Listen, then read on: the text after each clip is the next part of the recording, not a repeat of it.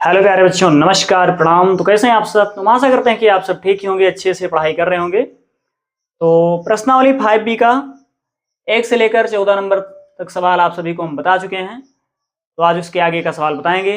चलिए बिना देर के हुए शुरू करते हैं। तो सवाल नंबर 15 है, देखिएगा ध्यान से।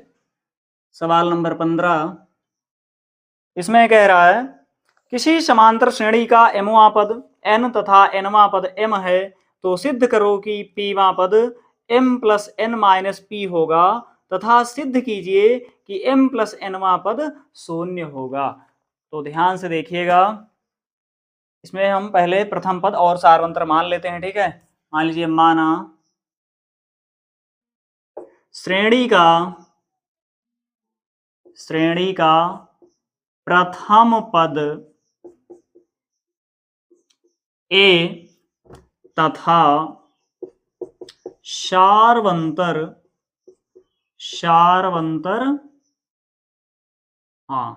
सार्वंतर क्या है? d है।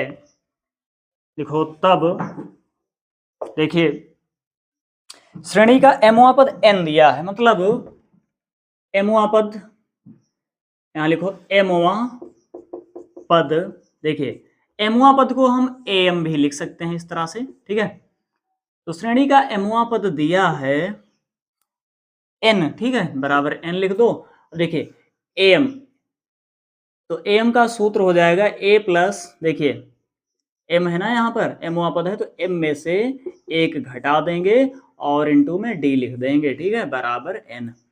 तो a, देखिए ब्रैकेट ओपन करेंगे, d से गुणा हो जाएगा तो ये हो जाएगा md, और d को जब 1 से करेंगे धन का गुणा ऋण, d एकम d होगा बराबर n। इसे मान लेंगे समीकरण 1।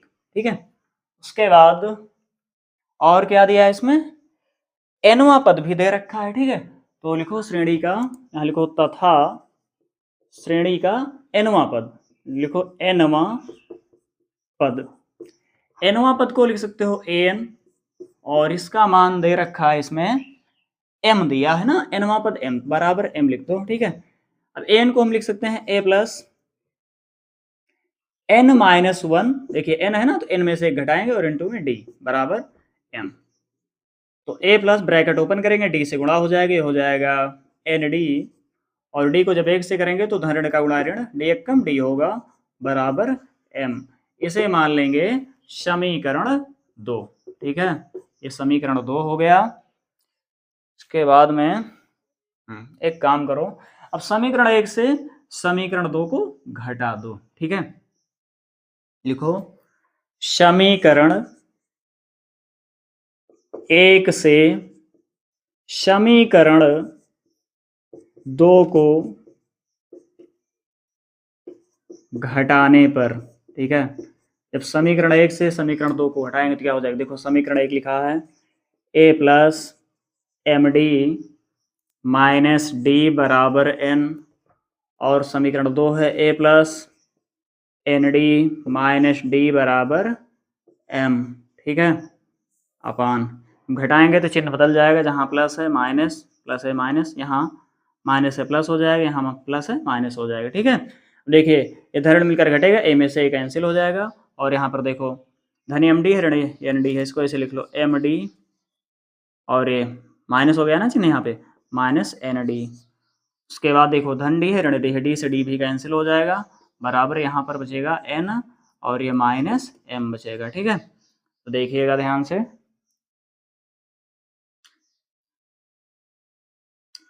एक काम करो, यहाँ पर देखिए, यहाँ d दोनों में हो जाएगा कामन, जब d कामन लेंगे तो ये हो जाएगा, जब d कामन लेंगे तो हो जाएगा m माइनस 1, हाँ माइनस n बराबर n माइनस m। ठीक है, तो देखिएगा ध्यान से, अब m माइनस n का पक्षांतर करेंगे, प्लस में उधर जाए, वो गुणा में उधर जाएगा, भाग में हो जाएगा बटा में। ठीक है, तो यहाँ लिख दो d बराबर n माइनस m बटा m माइनस n, ठीक है। अब देखिए यहाँ पर n माइनस m है और यहाँ पर m माइनस n है, तो एक काम करो, माइनस यहाँ कॉमन ले लो, दोनों समान हो जाएगा, कट जाएगा ना फिर, तो माइनस कॉमन ले लीजिए। जब माइनस कॉमन लेंगे तो हो जाएगा ये, देखिए m प्लस में हो जाएगा और n माइनस में हो जाएगा। तो यहाँ पर नीचे क्या लिखा, m माइनस n, ठीक है। अब m माइनस n से m माइनस n कैंसिल हो जाएगा, तो d बराबर बचेगा, देखिए क्या बचेगा, -1 बचेगा, ठीक है। d का मान कितना आ गया, -1। अब d का मान समीकरण 1 में रख देंगे, a का मान ज्ञात हो जाएगा, ठीक है। तो देखिए ध्यान से यहाँ पर लिखो d बराबर -1 समीकरण 1 में रखने पर, तो समीकरण 1 में d के स्थान पर रख दो -1, मतलब a प्लस m, d के स्थान क्या रखेंगे, -1 रखेंगे, और यहाँ माइनस d लिखा है ना, तो फिर d के स्थान पर -1 ही रखेंगे, बराबर क्या लिखा है, n लिखा है, n लिख लो, ठीक है।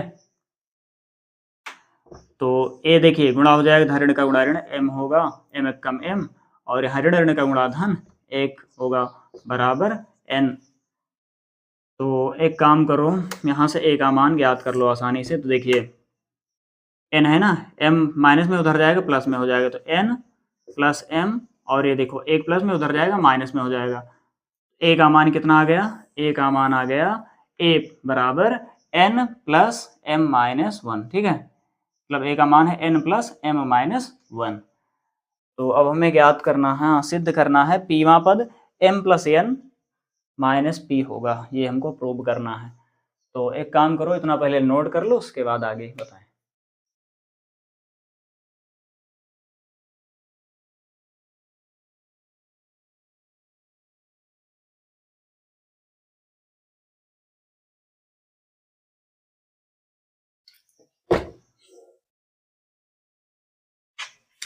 तो देखिए d का मान हमने ज्ञात कर लिया और a का मान भी ज्ञात कर लिया, ठीक है। तो पीवा पद अब ज्ञात कर लेंगे आसानी से, लिखो तब पीवा पद, पीवा पद मतलब AP, ठीक है, बराबर पी में पद का फार्मूला हो जाएगा a प्लस, देखो पीवा पद ज्ञात करना है तो p में से 1 घटाएंगे और d से गुणा कर देंगे, ठीक है, बराबर a है ना, a के स्थान पर a का मान रखो, a का मान क्या है, n प्लस m माइनस 1, ठीक है। उसके बाद प्लस p माइनस 1, उसके बाद d लिखा है ना, d के स्थान पर d का मान रख दो, d का मान क्या है, -1 है, -1 रख दो। तो n plus m minus 1, bracket open करेंगे, -1 से गुणा हो जाएगा, तो हो जाएगा धन ऋण का गुणा ऋण, p एक कम p, और ये ऋण ऋण का गुणा धन, 1 एक कम 1 होगा, ठीक है। तो देखिए धन 1 है, ऋण 1 है, 1 से 1 कैंसिल हो जाएगा, तो यहाँ बचेगा n plus m minus p, ठीक है। तो पीवा पद हमें यही सिद्ध करना था ना, n प्लस, या इसे इस तरह भी लिख सकते हो, या m आगे लिख लो क्योंकि प्रश्न में आगे m दिया है, m plus n minus p, चाहे ये लिखो चाहे ये लिखो, दोनों का मतलब एक ही है, ठीक है। तो पीवा पद प्रूव हो चुका है, कितना है, m plus n minus p, ठीक है, ये तो प्रूव हो गया, ठीक है। उसके बाद अभी हमें, हाँ, m प्लस nवा पद भी प्रूव करना है, m प्लस nवा पद का मान क्या प्रूव करना है, हमको क्या लाना है, 0 ना। तो देखिएगा ध्यान से, लिखो तथा m प्लस nवा पद, m प्लस nवा पद, ठीक है, मतलब a यहाँ पर लिख लो m प्लस n, ठीक है, इस तरह से। तो इसका व्यापक पद हो जाएगा, देखिए a और प्लस, देखिए यहाँ पर m प्लस n है ना, तो m प्लस n में से घटाएंगे क्या, -1 घटाएंगे, ठीक है। तो हाँ इंटू डी है, सूत्र में d होता है, ठीक है। a के स्थान पर a का मान रख दो, a का मान है n प्लस m माइनस 1, ठीक है, plus m plus n minus 1, d के स्थान पर d का मान रख दो, -1 d का मान है, बराबर n plus m minus 1, bracket open करेंगे, माइनस से गुणा हो जाएगा, तो हो जाएगा प्लस माइनस माइनस m होगा, ये भी n एक कम n माइनस n होगा, और ऋण ऋण का गुणाधन एक एक कम एक होगा, ठीक है। ये धन n है, ऋण n है, n से n कैंसिल होगा, और ये धन m ऋण m से m भी कैंसिल होगा, और ये धन एक ऋण एक से एक भी कैंसिल होगा, तो क्या बचेगा, 0 बचेगा। अतः m प्लस nवां पद भी कितना आ गया, 0 आ गया, ठीक है। ये भी प्रूव हो चुका है, तो प्रूव, ठीक है। आंसर नोट कर लीजिए।